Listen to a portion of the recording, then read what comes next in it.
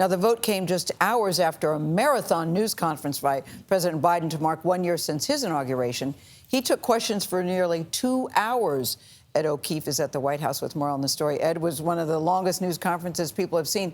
Clearly, he had a lot to say. Good morning. He sure did, Gayle. Good morning. He took dozens of questions on issues ranging from the pandemic to the future of his legislative agenda. But on that issue of voting rights, he became the second consecutive American president to raise concerns about future election results.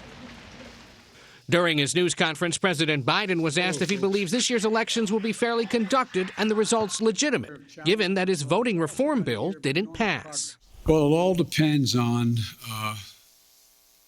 whether or not we're able to make the case to the American people that some of this is being set up to try to alter the outcome of the election. I think you're going to see the people we're trying to keep from being able to showing up and making the sacrifice. The president also touted accomplishments. We've seen record job creation, record economic growth in the past year. And admitted setbacks. Should we have done more testing earlier? Yes.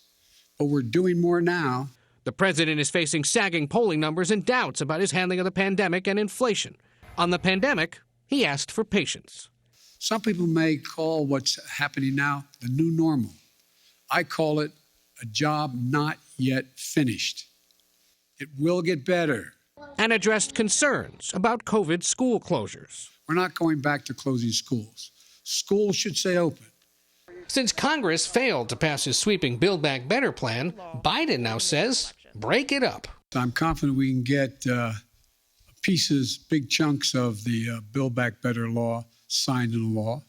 With Russian troops amassing on the Ukraine border, the president made a prediction about Vladimir Putin's next steps. My guess is he will move in. He has to do something.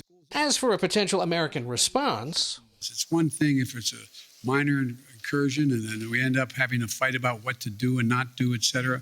But if they actually do what they're capable of doing with the force amassed on the border, it is going to be a disaster for Russia.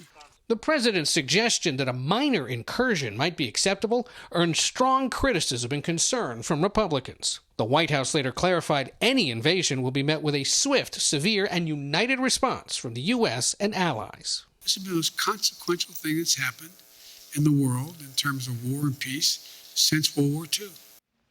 In the news conference, the president said he believes even Vladimir Putin doesn't know quite yet what he's going to do about Ukraine, and he repeatedly declined to specify what kinds of economic sanctions the United States and allies might potentially use against Russia. Nate? Vice President Kamala Harris, who we will speak with later in the show, she spoke about Russia in the Ukraine. Ed, thank you so much.